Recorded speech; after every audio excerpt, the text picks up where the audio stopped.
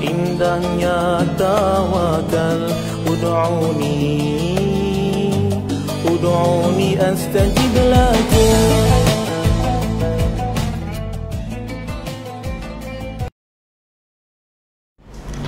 Assalamualaikum warahmatullahi wabarakatuh. Alhamdulillahirabbil alamin, wassalatu wassalamu ala asyrafil anbiya'i wal mursalin sayyidina Muhammad wa ala alihi wa sahbihi ajma'in. Alhamdulillah, bersyukur pada Allah SWT. Hari ini apa khabar bapa, ibu, tuan-puan sekalian? Kita teruskan lagi dengan kuliah herba kita, mengkaji bagaimana herba-herba ni digunakan dalam sesuatu masyarakat setempat. Cumanya yang Pak Haji lihat daripada pengamalan suatu masyarakat orang Cina, masyarakat orang India di India, Cina di Cina, dan masyarakat di Nusantara ini, kadang-kadang terdapat banyak kesamaan. Kesamaan itu mungkin daripada warisan ilmu yang dibawa dalam penghijrahan pedagang-pedagang dulu terkenal dengan perdagangan rempah misalnya.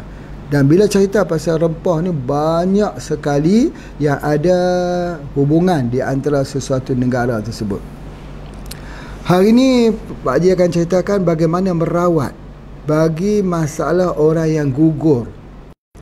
Banyak sekali orang yang wanita yang gugur, yang pendarahan, ataupun wanita selepas bersalin tetapi pendarahan itu masih banyak.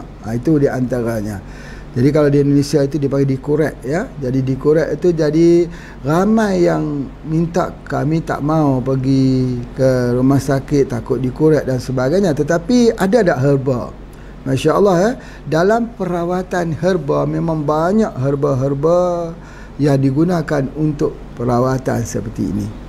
Antaranya seperti mana yang Pak Haji pernah sebutkan, iaitu buah kelapa kecil yang gugur itu dibelah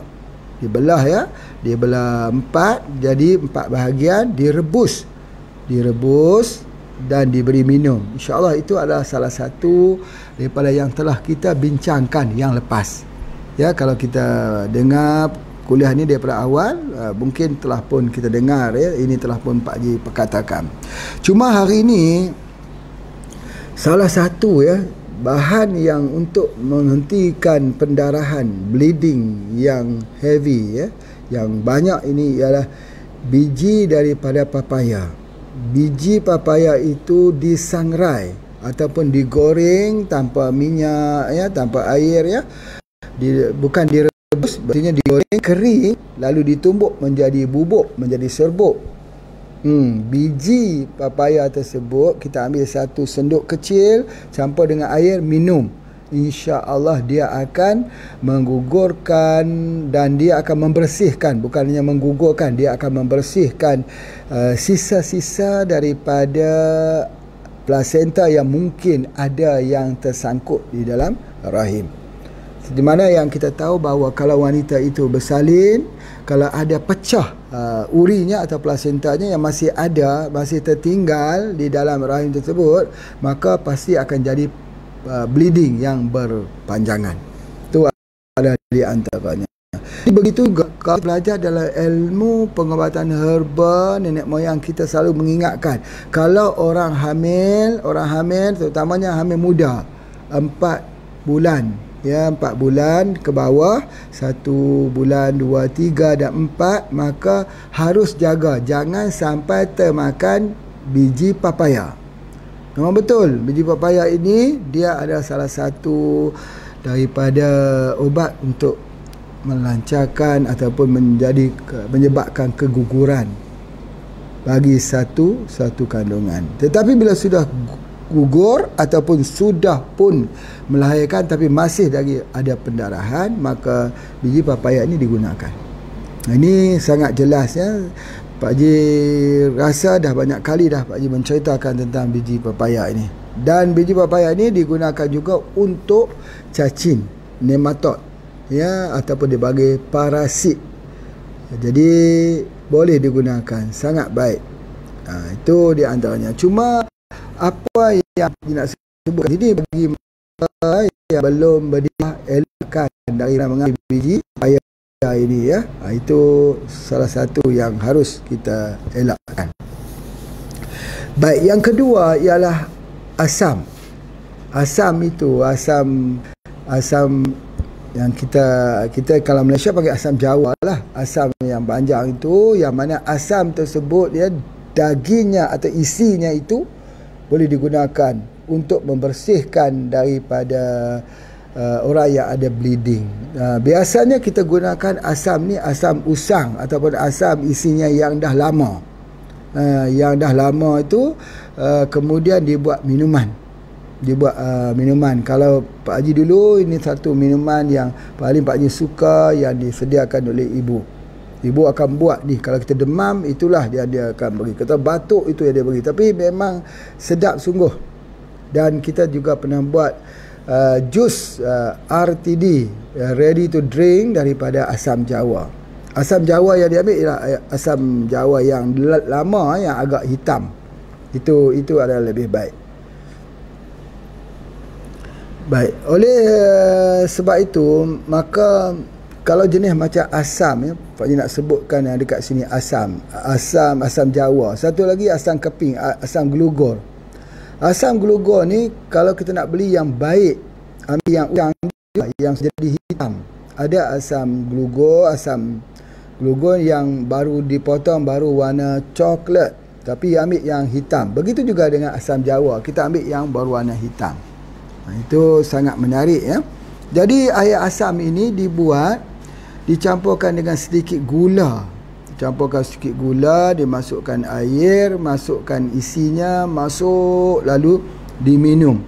Maka pada ketika tersebut, air asam juga ada mengandungi vitamin C yang tinggi.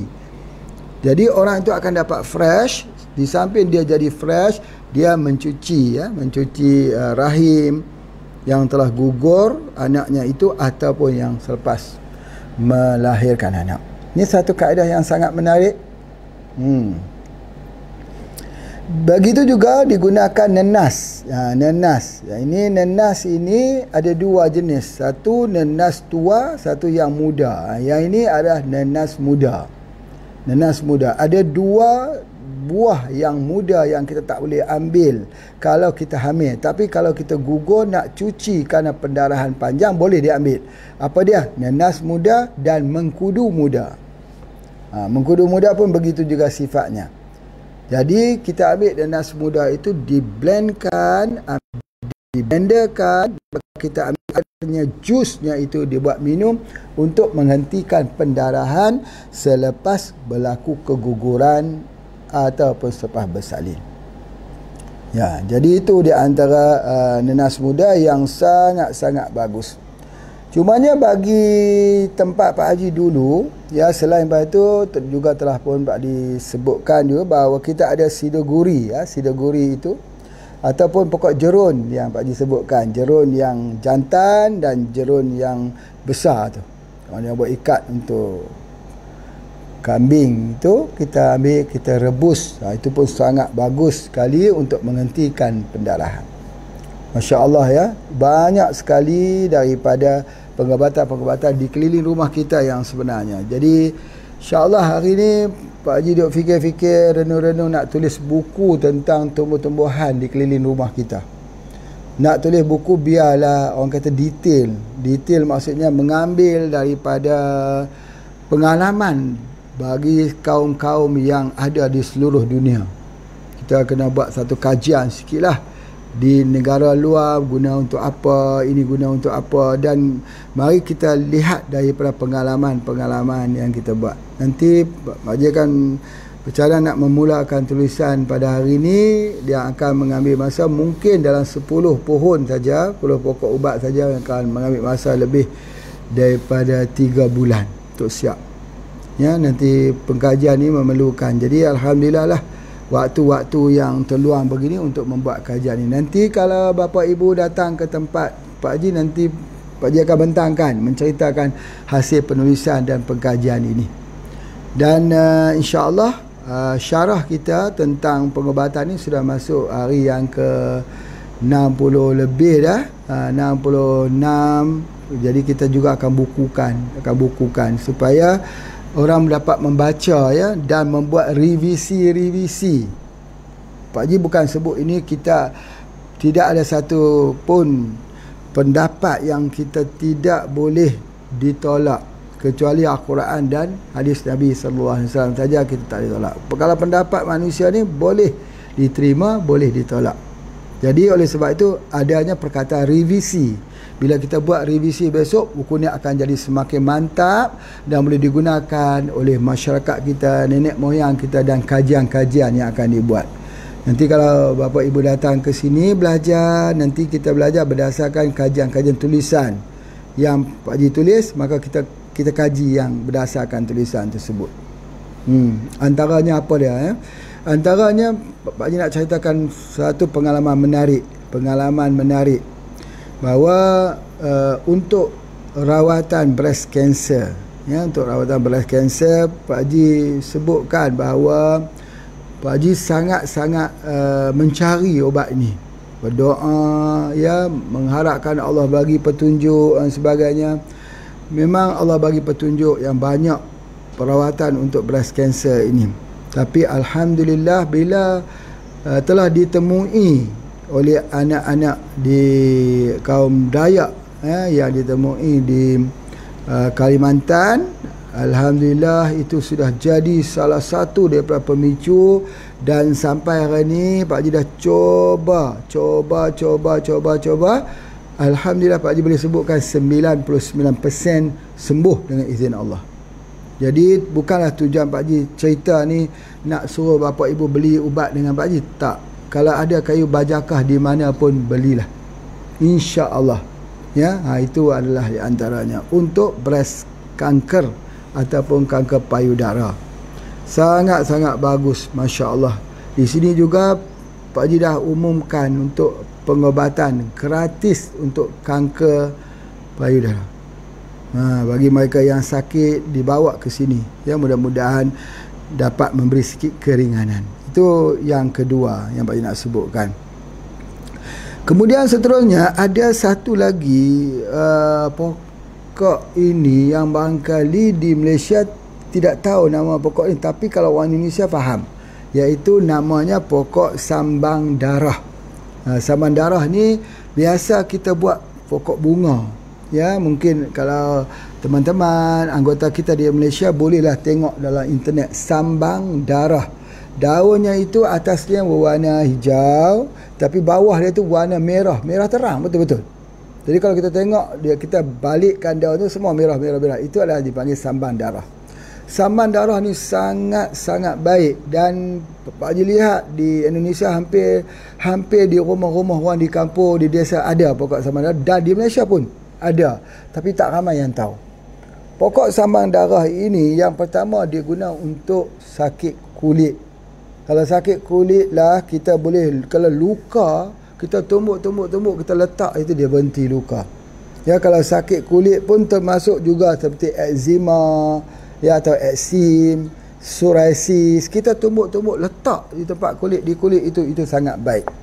Dan kalau boleh kita minum sekali airnya, air daunnya itu, air rebusan daunnya itu, masya Allah. Itu yang pertama, boleh digunakan. Sambang darah ini boleh digunakan untuk kulit ya, boleh digunakan untuk kulit. Yang kedua, untuk orang yang gugur tadi.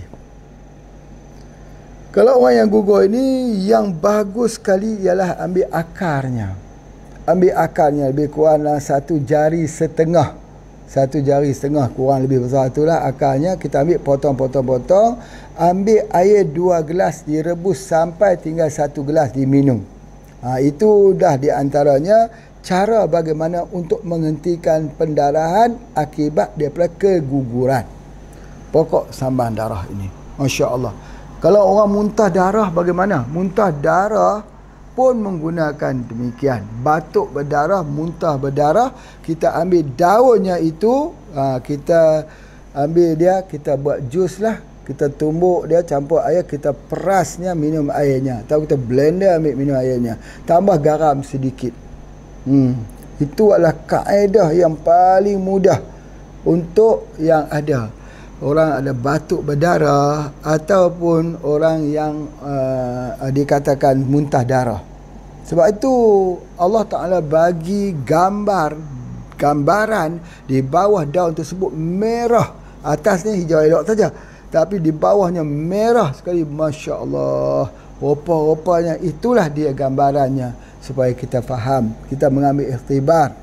Bagi yang darah keluar tak mau berhenti-henti itu kerana keguguran, boleh gunakannya. Masya Allah, Masya Allah. Dan seterusnya boleh guna juga untuk disentri. Disentri, sakit dalam perut ini kita gunakan. Jadi Allah, obat sebenarnya berada di keliling rumah kita. Ya, itu yang Pak Haji nak sebutkan. Okey, seterusnya selain pada sambang darah ataupun sidaguri ini, ada satu lagi yang Pak Haji nak sampaikan di sini dan minta beri fokus, iaitu lada. Lada. Lada ni ada dua jenis. Satu lada hitam, satu lada putih. Tapi pokok lada putih, pernah tak jumpa pokok lada putih? Mana ada lada putih? Tak ada. Sebenarnya lada itu juga. Kalau ambil ketika dia belum matang, ketika dia hijau, dia kerana kita peram, dia kecut, lama-lama dia jadi hitam. Namanya lada hitam. Tapi kalau buahnya sudah matang, ambil direndam ke dalam air 15 hari sampai keluar kulitnya itu, maka dia jadi putih. Namanya lada putih. Jadi buah lada daripada yang sama, pokok lada yang sama, boleh jadi yang hitam, boleh jadi yang putih. Kedua-duanya adalah obat. Obat yang sangat besar, yang jarang sekali orang kita mau belajar tentang penggunaan lada ni. Sangat-sangat baik. Yang pertama, dia hangat. Lada ni hangat. Ataupun kita kata dia panas.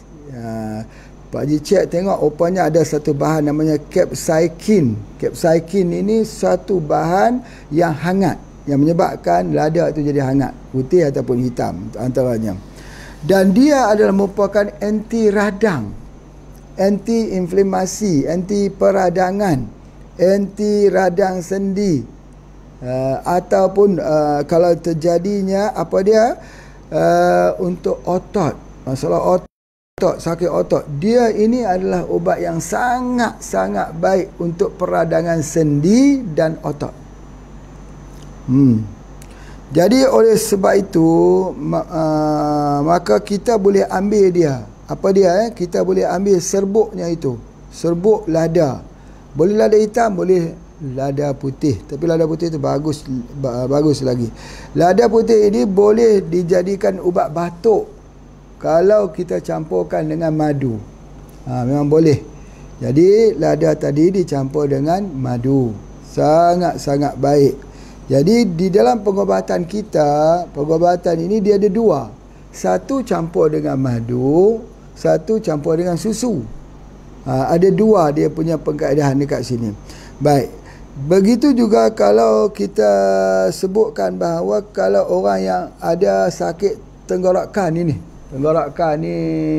kita ambil apa dia? Lada campur dengan madu. Virus COVID-19 itu, cara supaya jangan terjadi sakit di tenggorokan ini yang menyebabkan terendam paru-paru dan juga jantungnya itu. Baik. Jadi oleh sebab itu kita gunakan apa? Kita gunakan lada campur dengan madu. Itu adalah di antaranya. Bila kita ambil lada dengan madu ni pernafasan kita yang tertutup itu akan terbuka semula. Jadi berartinya kalau kita ada macam sesema, macam pilek, ya, kita bercakap itu dia seperti keluar suara dia, hidung kita seperti ketersembatan. Macam mana nak bagi terbuka balik ketersembatan tersebut? Maka madu campur dengan serbuk daripada lada putih, boleh, Masya Allah. Cumanya ada satu hal yang Pak Haji nak sebutkan. Bila kita ambil madu dicampur dengan lada putih, maka dia akan banyak menyebabkan keringat, peluh. Keringat ni sebenarnya sangat-sangat bagus. Sebab kalaulah keringat itu berartinya mengeluarkan cairan yang berlebihan dalam tubuh badan kita. Ada cairan-cairan dalam tubuh badan kita yang berlebihan yang tak boleh keluar. Bila tak boleh keluar, dia akan menyebabkan jantung dan paru-paru lemah. Orang selalu istilahnya paru-paru terendam dalam air, misal kata. Itu adalah istilah yang selalu diberikan. Jadi jantung dan paru-paru ni akan jadi lemah. Jadi macam mana nak keluarkan air ini? Kita keluar melalui keringat atau peluh. Jadi oleh sebab itu, maka bila kita campur di antara lada putih plus dengan madu, dia otomatis dia menolak cairan itu keluar dalam bentuk keringat.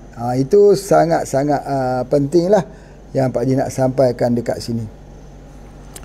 Kemudian seterusnya, lada putih juga kita boleh gunakan dia ni untuk yang ada masalah kencing manis. Ini sangat baik ni. Harus faham ya. Yang pertama, orang kencing manis ini dia kena minum susu kambing. Itu yang pertama. Sebab orang kencing manis ini dia sejuk. Tubuh badannya itu akan jadi sejuk, dingin, dan dia jadi peradangan. Walaupun dia sejuk, tapi kakinya jadi peradangan, terutamanya pada waktu malam. Dia sakit, dia ngilu dan sebagainya. Jadi oleh sebab itu, lada hitam tadi ataupun serbuk lada putih tadi dicampur dengan susu kambing dan dimasukkan dengan kunyit. Itu istimewanya. Jadi maksudnya kena potong kunyit, kemudian masukkan juga lada, mungkin dipecah-pecah ataupun bubuk pun bisa, dan dimasukkan dengan susu kambing. Dua-dua ini, ketiga-tiga ini diadun sekali. Dan inilah yang diberi minum. Kalaulah orang kencing manis tahu ini resepnya, mereka akan ambil pada waktu pagi dan pada waktu malam, maka tubuh badannya itu akan repair semula. Jadi dia akan sembuh semula. Sebab kunyit itu juga untuk penyakit kencing manis. Bila orang ambil kunyit, dia kena ambil bersama dengan lada.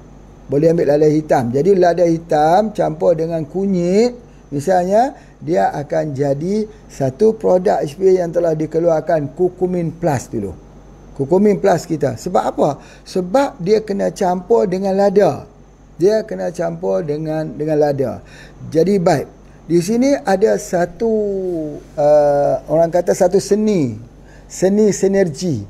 Kalau kita pergi di India, kita tengok Ayurvedic di Pakistan dan sebagainya, mereka pasti mencampurkan dalam perawatan mereka obat-obat herba, mesti campur dengan lada hitam. Itu ataupun dia masuk dengan lada putih. Jadi itu tujuan untuk menghangatkan, untuk blood circulation. Itu adalah antaranya. Cuma kalau kita tengok pula di Thailand, di macam dekat Malaysia ni yang Pak Haji duk belajar daripada dulu, campuran dia kebanyakannya dimasuk jadam. Atau kalau tak masukkan jadam, masuk ketan hitam. Semua campuran kita masuk ketan hitam. Itu adalah antaranya. Jadi ini kesemua adalah seni. Jadi oleh sebab tu Pak Haji nak sebut lada putih tadi, lada putih campur dengan kunyit, campur susu kambing. Terlupa, sebenarnya 4. Ada satu lagi yang kita gunakan, iaitu kelabet fenugreek. Itu fenugreek atau halba. Halba tu digunakan.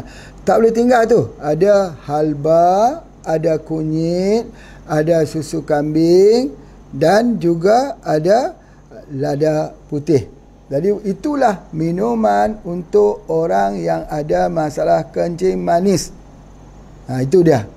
Ambil itu supaya hidup balik kita punya pankreas, hidup balik kita punya tubuh badan kita ini, supaya kita dapat kembali normal seperti orang lain. Sebab kalau sudah kena kencing manis, yang pertama gangren, boleh jadi kena potong kaki. Yang kedua, lemah. Yang ketiga, dia boleh jadi hilang ni, dia panggil retinopati. Dia tak nampak. Bagai mata ni, tak nampak. Kemudian dia boleh kena daripada kencing manis itu, dia boleh jadi rosak ginjal, masalah jantung, masalah darah tinggi. Dia boleh jadi komplikasi daripada penyakit, satu penyakit kepada banyak penyakit. Macam mana nak cover ni? nak cover untuk semua penyakit tu sebagainya dengan menggunakan daripada lada putih saja kita dapat cover. Ya, tengok resepi-resepi ini. Di sudut ukurannya itu kurang lebih saja. Lada putih sedikit, ya. Lepas tu fenugreek sedikit ataupun kelabet, ya, halba. Halba, ya, kalau bahasa Melayu panggil halba.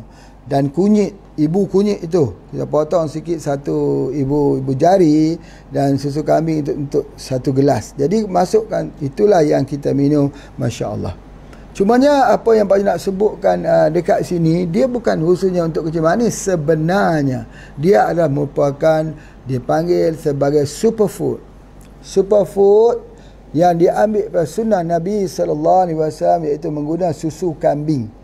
Ya, kalau macam teman-teman kita yang duduk di Kashmir, yang duduk di Pakistan, ya, Tuan Haji Yaakob bolehlah dia minum susu kambing Kashmir di Kalakahar, di atas bukit di antara Lahore ke Islamabad. Jadi boleh, itu memang fresh, memang betul, ya, dia akan jadi kuat, dia akan jadi fresh. Tapi kalau dicampurkan lagi dengan kunyit, dicampurkan lagi dengan halba, dicampurkan lagi dengan lada putih, dia jadi baik, dia jadi semakin baik. Sebab tubuh badan kita memerlukan kehangatan daripada lada tersebut untuk anti radang, anti sakit kulit, ya. Untuk dia punya masalah yang paling utama ialah masalah keguguran. Kalau orang gugur, cara nak bagi superfood dia, itulah superfoodnya, masya-Allah. Jadi bila kita campur lagi dengan fenugreek ni, memang hebatlah. Fenugreek ni untuk sakit gout, halba ni untuk sakit gout, sakit sendi. Pak Haji dah cerita dulu ketika Pak Haji pergi ke Abu Dhabi. Pak Haji melihat bagaimana orang Arab menggunakan kelabet ini yang direndam di dalam minyak zaitun. Jadi bila ditanya untuk apa, dia kata, oh inilah khususnya untuk sakit sendi, arthritis. Memang bagus, memang bagus, bagus sekali, masya-Allah. Jadi itu yang Pak Haji nak sebutkan. Dan ada lagi yang kita gunakan khususnya untuk orang yang gugur ini. Kalau dalam perubatan kita, dalam perubatan kita yang gugur, minum kopi radik lah, kopi radik. Cumanya ada satu hal lagi Pak Haji nak menceritakan dekat sini, bahawa tadi kita sebut, tadi Pak Haji sebut lada putih campur dengan madu lebah, campur dengan madu lebah. Betul. Yang kemudian Pak Haji sebut kata campur dengan susu kambing. Ada dua bahan yang menjadi penguat di situ. Jadi ketika perempuan itu bersalin, jadi bleeding, maka herba yang kita gunakan ialah kopi radik. Kopi radik itu ada 7 herba, di mana ke-7 herba itu digunakan untuk rawatan selepas bersalin. Jadi kalau zaman dulu, orang kalau lepas bersalin ni, Allah, dijaganya, cari akar kayunya untuk nak mandinya lagi. Kemudian ada lagi berdiang, dia panggil berdiang. Dah tak ada dah berdiang ni. Ya, ambil minyak pula, minyak bubuk tu selama seluruh badannya itu. Kemudian ada urut lagi, 3 hari yang pertama tu urut, sampai berpantang lagi. Pantangnya tu sampai 100 hari. Dia kata pantang 100 hari. Pantang itu semua pantang. Jadi 100 hari lah dia kena pantang. Jadi kita kena ingat, solat apabila sudah dia kering, wajib solat. Jangan tunggu 100 hari tu, dia tak betul lah tu.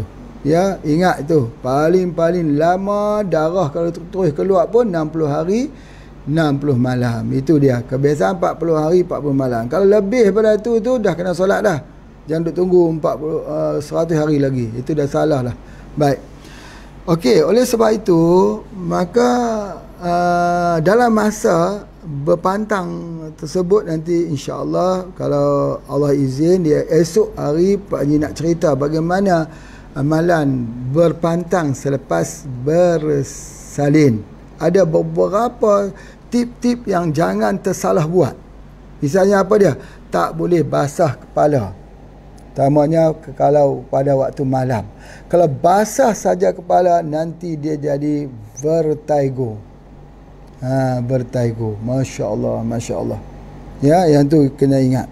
Oh, cerita pasal vertigo ni barulah Pak Haji ingat. Orang yang ada vertigo. Vertigo tu yang putih-putih kat kulit dia tu, putih sebagai itu macam mana nak bagi hilang itu? Macam mana nak menyembuhkan pigmen itu? Banyak orang kata nak buat macam mana tuan? Itu juga ambil lada dengan kunyit. Jadi kita ambil 2 bubuk itu, diberi makanan, insya-Allah untuk masalah kulit. Apa juga masalah kulit, insya-Allah. Baik, Pak Haji berhenti dulu untuk berikan laluan pada iklan. Silakan.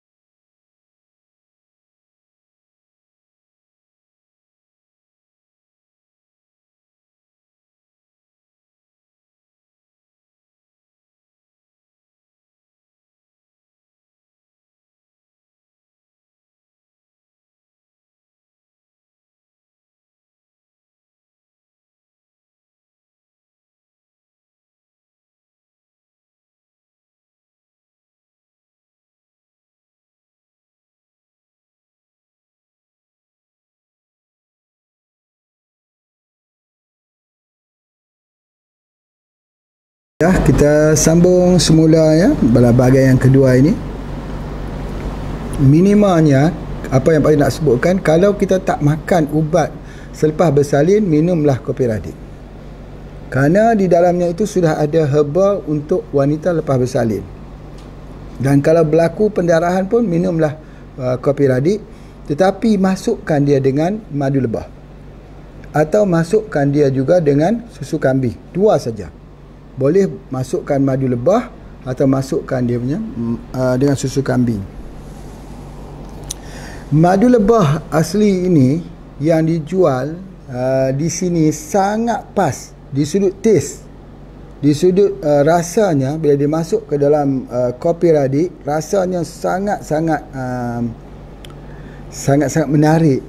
Di sudut rasanya itu sudah membuat orang akan terus mengingati dan terus ambil. Jadi apa yang Pak Haji nak sebutkan sini, bahawa kalaupun tidak ada apa-apa ubat yang kita nak gunakan untuk lepas bersalin, jangan tinggal kopi radik plus dengan madu atau plus dengan susu kambing dan MPH, minyak Pak Haji atau minyak bubut yang kita lomokan di seluruh badan kita ini. Termasuk juga di bahagian rahim, di bahagian perut, di bahagian betis, di bahagian paha dan di kaki pada waktu malam. Itu di antaranya yang paling penting. Adapun bagi mereka yang tinggal di Malaysia, kita ada set bersalin. Set bersalin ini, yang pertama sekali, kita tak boleh buat set bersalin menggunakan 100% rempah ratus. Kalau kita guna rempah ratus, dia jadi panas. Jadi nanti anak tu pun akan tambah sikit suhunya, akan jadi panas, jadi diarrhea, cerit berit, kerana yang dimakan oleh ibunya itu. daripada sesuatu yang panas. Jadi oleh sebab itu, dalam membezakan ubat bersalin, set bersalin yang dikeluarkan oleh HPA, yang dikeluarkan oleh pihak-pihak yang lain, yang juga bukan Pak Haji kata tidak bagus, semua bagus, semua mempunyai pengalaman-pengalaman yang panjang. Cuma yang membezakan iaitu HPA tak guna rempah ratus, dia guna daripada herba-herba yang diambil di hutan, yang masih fresh, yang diolah lalu dibuatkan itu. Dan di situ sangat baik ada ubat kapsul, ada juga daripada ubat periuk ya, yang kita rebus, ada ubat untuk basuhan, ada minyak untuk bayi, minyak untuk ibu dan sebagainya. Itu ada namanya ubat bersalin. Alhamdulillah, Pak Haji tak tahu berapa angka ibu-ibu yang dah guna, tapi ramai. Kalau daripada mula kita buat ni terlalu ramai ibu-ibu yang dah bersalin, anak mereka menggunakan, dan mungkin anak pun sudah dewasa dah, daripada set bersalin yang dikeluarkan oleh HPA. Dan yang kedua, kita boleh mengambil Paramaria ya, Paramaria ini juga ada ubat kapsul yang ada, yang boleh kita ambil. Dan Paramaria ni sangat-sangat baik sesuai untuk wanita. Dia ini adalah daripada phytoestrogen yang kita ambil daripada tumbuh-tumbuhan di dalam hutan, bukan tumbuh-tumbuhan di ladang, bukan yang dia beli di pasar malam, tidak, yang diambil di dalam hutan belantara, hutan tebal. Begitu juga dengan herba tujuh angin ya, boleh dikombinasikan di antara Paramaria dan herba tujuh angin. Sangat baik kombinasi ini untuk wanita lepas bersalin, dan juga untuk wanita yang terjadi pendarahan ataupun keguguran. Di samping itu, dia minum kopi radik dan campurkan dengan susu kambing atau dengan madu lebah. Itu dah cukup membuatkan dia tidak menjadi sejuk dalam tubuhnya itu, insya-Allah. Kemudian bagi mempercepatkan lagi kesembuhan itu, Pak Haji nak cadangkan iaitu kapsul daripada ikan haruan. Ya, kalau di Malaysia ada kapsul haruan. Itu di antaranya. Kalau di Indonesia ada Probumin. Kita ada. Jadi dicampurkan itu, dan kalau kita boleh gunakan pegaga. Ya, pegaga. Sebab itu pegaga ni, teh pegaga ini dan spirulina Pak Haji tak tinggal, dimasukkan dalam set bersalin tu. Pasal apa? Pegaga untuk hilangkan luka, dan spirulina itu adalah untuk mendapatkan pergantian darah baru. Kita dah tahu bahawa bila seseorang itu bersalin, darah dia keluar banyak. Jadi bila dia keluar banyak, kalau dia pergi ke hospital, doktor bagi vitamin zat besi. Bila doktor bagi zat besi, diambil oleh ibu-ibu selepas bersalin, dia jadi sembelit. Nanti najis keluar itu, kotoran yang keluar itu, dia betul-betul dia jadi keras sebagainya. Ini tidak bagus ya, sepatutnya dia kena lawas sebagainya. Jadi untuk menggantikan darah yang hilang itu, kita tak bagi zat besi, tetapi kita bagi spirulina. Sebab apa? Spirulina itu dikenali sebagai darah hijau. Dia mempunyai struktur molekul darah sama seperti yang ada darah dalam tubuh badan kita. Cuma ikatan ferrum itu pada darah manusia itu, dia ada ikatan magnesium, tapi semuanya adalah sama, sehingga dikatakan spirulina ialah bakal menjadi simpanan darah untuk masa kehadapan. Sebab apa? Sebab dia boleh digunakan sebagai pengganti kepada darah merah. Masya Allah, hebat ni. Jadi oleh sebab itu, boleh juga kita ambil daripada seperti mana yang Pak Haji sebut, moringa. Moringa, sebab apa? Sebab nak dapatkan, bukan hanya nak dapat kalsium, bukan hanya nak mendapatkan ini, tetapi yang kita nak ialah magnesium. Ya, magnesium. Itu juga sangat-sangat penting, khususnya untuk rawatan wanita selepas bersalin. Itu di antaranya. Kemudian Pak Haji juga nak sebutkan dekat sini, kita ada Radik kapsul. Radik kapsul tu boleh order di sini. Kalau ada yang nak, insya-Allah Pak Haji boleh tolong postkan radik kapsul nanti. Ya, boleh. Tetapi harus terus hubungi dengan Pak Haji sini sebab nak tengok sakit apa. Untuk tujuan perawatan, bagi mereka yang nak ambil ubat untuk tujuan perawatan, boleh hubungi Pak Haji terus dan sebagainya. Kemudian seterusnya, untuk itu boleh ambil Rosella. Rosella ini atau Rosel ini kita ambil bagi wanita selepas bersalin untuk apa? Yang pertama untuk vitamin C dia. Ya, yang kedua adalah mengelakkan daripada tekanan fikiran. Orang yang ada stres, mental disorder, anxiety, ya, Pak Haji dah sebut dah, kalau orang tu ada anxiety, dia ada masalah stres, jangan lupa pergabungan di antara Rosel dan Spirulina. Itu masalah orang yang mempunyai masalah tekanan fikiran. Tekanan fikiran ini berlaku selepas dia bersalin. Jadi bersalin itu seperti mana yang Pak Haji sebutkanlah, bila orang tu gugur, namanya gugur, tempat itu kosong dan rahimnya itu telah jadi kosong. Bila dia kosong itu, dia jadi imbalance hormon. Dia jadi masalah angin, dia jadi masalah yang tak gembira lah, yang menyebabkan hidupnya itu dia jadi tak gembira. Dia tak senyum, dia tak mau senyum, dia jadi stres. Ya, ada ketikanya yang Pak Haji jumpa bermacam-macam lah kisah-kisah rumah tangga ni, sebab masalahnya adalah hormon saja. Jadi sebab apa? Jadi kita bagikan dia dengan Rosel dan Spirulina. Dan salah satu lagi jangan lupa, iaitu Fisalin B. Jadi ada Pak Haji keluarkan kapsul Fisalin B di Malaysia juga ada, di Indonesia juga ada. Sebab apa? Sebab Fisalin B ni ambil daripada pokok tapak leman, sangat baik untuk mengelakkan daripada masalah kanser. Kita tak mau berlaku kanser kepada mereka-mereka, sama ada kepada ibu-ibu dan juga pada bapa-bapa, ya. Fisalin B itu juga boleh digunakan untuk yang tumpah darah ataupun yang dikatakan bleeding yang berpanjangan ni. Fisalin B itu digunakan. Jadi dah ada dalam bentuk kapsul. Ini boleh dihubungi dengan kita segera, insya-Allah. Tapi kalau demam, kalau demam dia kena juga guna EP spray. Dia kena guna EP spray, kerana itu adalah kerana masalah daripada masalah demam. Masya-Allah. Jadi oleh sebab itu ada satu lagi herba yang boleh kita gunakan dan ada juga Pak Haji siapkan, iaitu Long Life. Ya, Long Life kapsul. Yang ini boleh kita gunakan juga khususnya untuk mengelakkan daripada apa disebut sebagai penyakit jiwa, tekanan baby blues. Ini kita nak elakkan bila lepas bersalin. Long Life, Long Life. Jadi kalau kita ambil Long Life itu Long Life itu daripada sambung nyawa saja.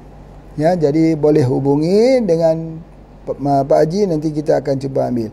Jadi apa yang Pak Haji nak sebutkan di sini, bahawa bila kita ambil kesemua herba ini, kita cuba tengok keserasian dengan tubuh badan kita. Apa yang menjadikan herba, di kalangan banyak herba ni yang mempunyai efek yang positif pada tubuh badan kita. Jadi masa itulah kita kena ingat sungguh-sungguh, bahawa herba ini dia bukanlah sebagai satu benda yang kita sepelekan, mudah-mudah ambil begitu saja. Tidak. Dia mesti ada pembelajaran. Yang paling penting ialah kita nak bawa orang sakit itu yakin dengan herba. Kita tak boleh bagi herba kepada orang yang tak yakin. Besar implikasinya. Kalau kita bagi herba pada orang yang tak yakin, demam sedikit pun herba kita akan dicampakkan keluar rumah. Kalau kita bagi kepada orang yang yakin, dia demam, dia rasa gembira kerana dia kata herba telah pun berfungsi. Kalau minum air kosong, dia tak rasa apa-apa. Jadi oleh sebab itulah, maka apa yang Pak Haji nak sebutkan dekat sini, bahawa jangan menjual bagi orang yang tak mau membeli. Jadi berartinya kita cerita kepadanya, dia terbuka hati untuk membelinya, baru kita jual.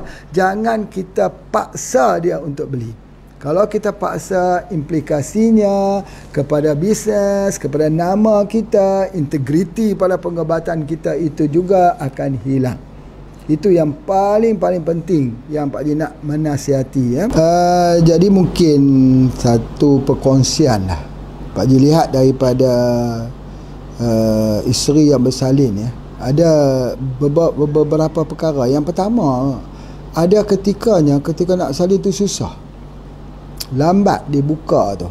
Jadi oleh kerana itu, biasanya kalau kita pergi ke hospital, dia mengambil masa yang panjang dan dia tak bagi makan. Itu yang menyebabkan dia lemah. Tiba-tiba ketika dah nak lahirkan tu, dia lemah tubuh badan. Jadi dia tak ada dia punya kekuatan. Di situ Pak Haji cadangkan kita berikan dengan kopi radik. Jadi kita bagi kopi radik. Kalau boleh ambil spirulina. Dulu kita banyak guna spirulina, tapi sekarang ni kita banyak menggunakan moringa. Namun begitu, spirulina dan moringa masih mempunyai kekuatan masing-masing dalam bidang herba ini ataupun nutrisi ini. Sebab itu Pak Haji kadang-kadang bagi spirulina, kadang-kadang kita bagi moringa. Spirulina ini istimewanya kerana spirulina ini dia tak ada dinding sel. Bila dia tak ada dinding sel, bila dia ambil oleh orang, dia jadi cepat serap.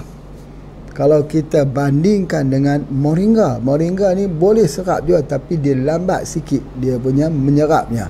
Namun begitu, apa yang kita boleh lihat bahawa spirulina ini dia tak ada dia punya vitamin C, tetapi dia punya moringa mempunyai vitamin C. Jadi itu adalah di antara. Dan moringa ni mempunyai kesan kepada perawatan jiwa. Ini mesti ingat, mesti ambil note ni, bahawa kalau orang itu ada masalah jiwa selepas bersalin ataupun apa juga, selalunya kalau Pak Haji buat perawatan, kita lihat, ya, kalau ada orang tu ada masalah, kadang dia stres yang berpanjangan, tekanan, dan juga siapa pun kita akan jumpa masalah stres ini. Ini masalah manusia, insan. Itu adalah yang antaranya. Jadi oleh sebab itu, maka kita bagikan dengan moringa. Dan kalau akam batang moringa itu dia ambil campur rebus dengan dia punya daun, lagi hebatlah. Dan kalau di India pula, mereka guna akar moringa itu untuk merawat orang gila. Maksudnya tahap orang gila pun boleh dirawat dengan akar moringa ini. Jadi oleh sebab itu, bila kita ambil saja di dalam bentuk daunnya itu, dia sangat-sangat baik dan dia menambah susu ibu.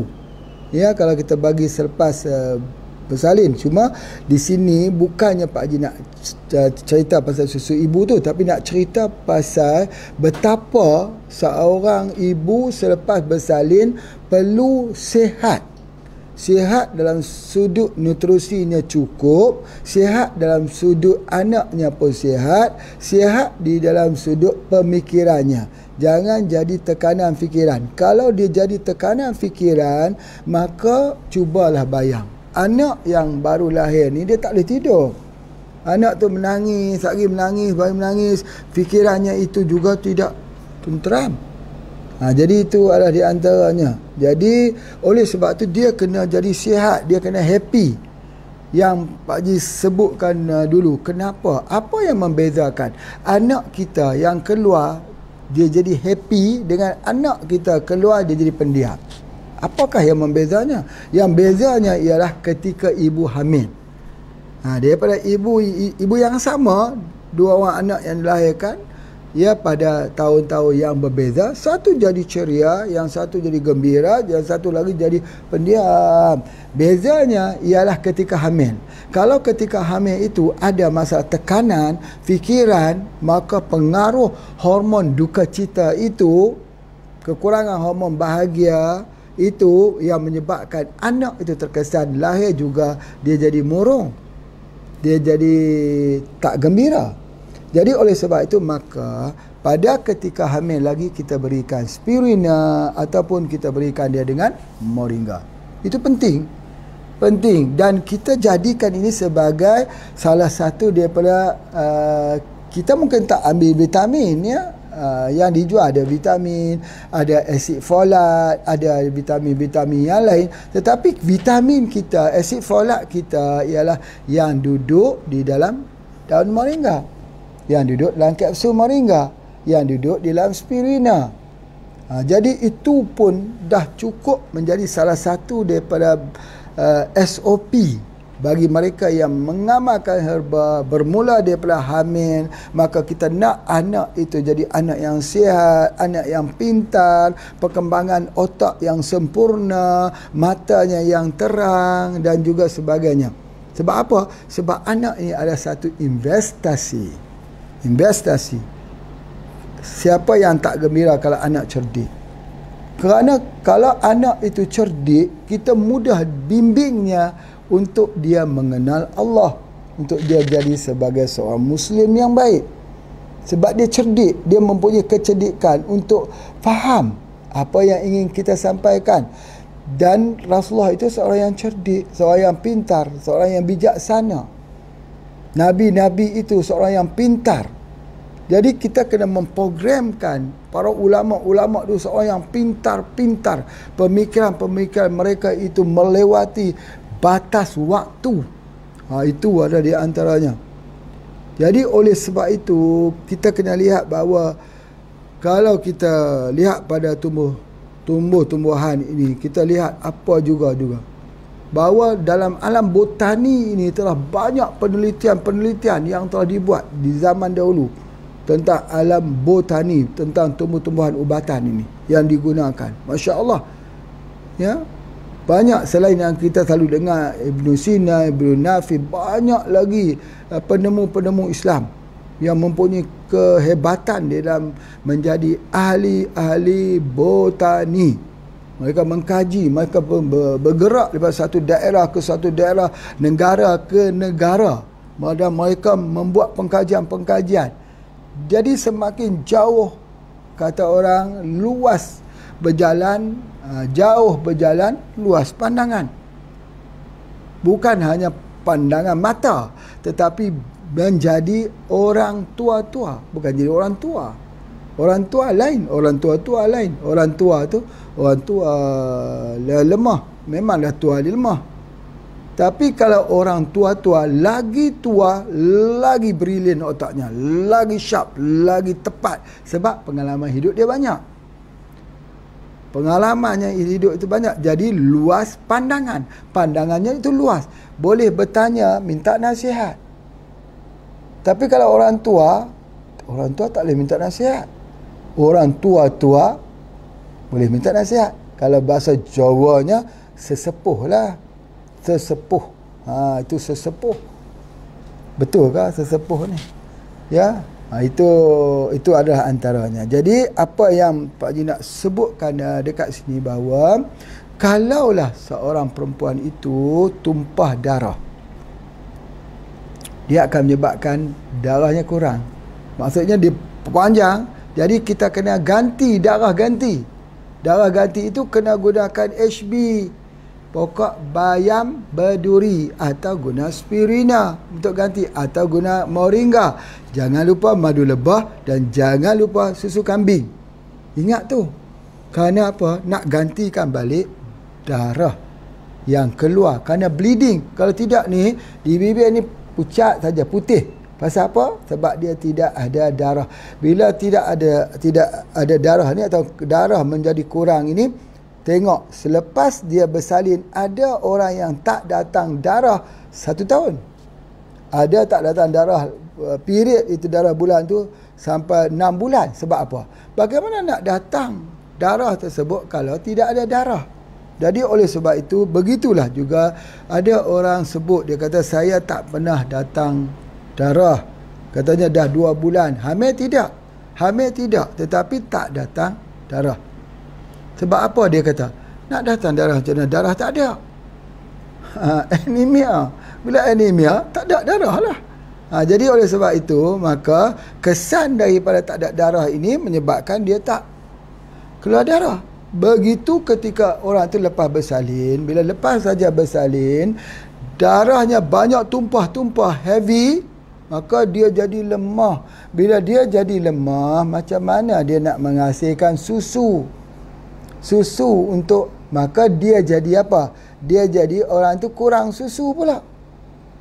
Kurang susu pada anaknya pula. Jadi bagaimana nak meningkatkan ASI? Tingkatkan ASI, orang kata ambil daun katuk, daun asin-asin, daun cekor manis. Boleh ambil. Baik, meningkatkan ASI ni Pak Haji nak sebut balik semula kepada superfood, iaitu superfood kita ialah daripada daun moringa. Ingat, orang bersalin jangan lupa daun moringa.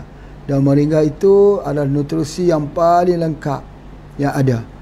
Dan moringa ini ditemui oleh penemu-penemu Islam.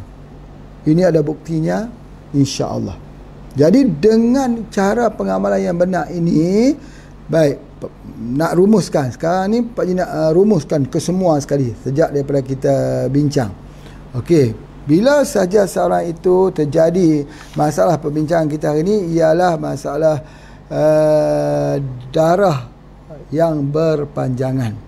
Ya, jadi oleh sebab itu, maka bagaimana kita nak membersihkan darah kerana gugur ataupun bersalin. Jadi Pak Haji sebutkan tadi, boleh gunakan biji papaya, boleh gunakan nenas muda, kita boleh gunakan asam, boleh gunakan satu lagi rumput teki. Rumput teki ni di Indonesia faham, tapi kalau di Malaysia banyak yang tak faham rumput teki, padahal banyak di keliling rumah tu. Kita gunakan akar dia pun boleh kita gunakan. Tak ngapa, nanti insya-Allah lihatlah dalam TV Pak Haji rumput teki. Ya, macam mana dia ada ubi. Kalau musim kering kita ambil dia ada ubi besar-besar macam halia tu.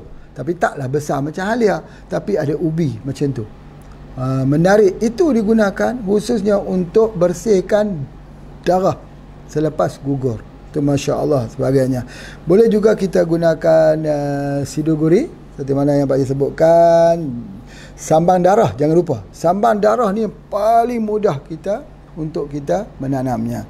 Sambang darah, ya. Jadi insya-Allah nanti lihat juga dalam TV lah. Susah kita nak gambarkan sini, cuma Pak Haji boleh gambar atasnya warna hijau sikit, dah macam biasa, bawah dia merah sepenuh. Itu dia antaranya. Baik, kalau dalam produk kita begitu, kita ambil ubat bersalin, lepas bersalin kita ambil daripada ikan haruan, kapsul ikan haruan, ya. Kemudian boleh kita menggunakan lada. Lada tadi dah cakap dah. Lada boleh campur lagi dengan apa? Dengan susu. Lada boleh campur lagi dengan madu. Dia jadi ubat batuk dan sebagainya. Lada tu memanaskan, masya-Allah. Campur dengan kunyit. Lepas kita campur dengan kunyit, kita campur dengan halba, kelabet fenugreek. Subhanallah, untuk sakit sendi dan sebagainya. Sebab orang lepas bersalin ni macam-macam sakit. Dan terakhir sekali Pak Haji sampaikan bahawa jangan sampai ada tekanan fikiran, jangan sampai jadi stres, jangan sampai jadi keadaan kita itu tak dapat kontrol diri kita sendiri. Kalau sudah anak pertama sudah jadi gangguan fikiran, bagaimana lagi yang kita akan pergi? Kalau anak pertama sudah sakitnya itu sudah berpanjangan, bagaimana nak lahir anak lagi? Masih muda sudah sakit-sakit, macam mana kalau kita sudah tua? Jadi oleh sebab itu, maka jaga diri kita. Kesihatan itu mahal. Belilah, walaupun ada yang dijual di HBA ni, beli. Hadiahkan sesuatu yang berharga untuk diri kita sendiri. Kita ada Paramaria, kita ada kapsul Radik, kita ada SJ2, kita ada tapak leman, dan juga pelbagainya. Baik, jangan lupa like dan share. Like dan share kepada semua teman-teman kita. Kita nak supaya orang lihat, ramai orang melihat daripada program ini. Dan jangan lupa nanti bersama dengan Pak Haji dalam TV Pak Haji. Menarik yang kita akan lihat. Assalamualaikum warahmatullahi wabarakatuh.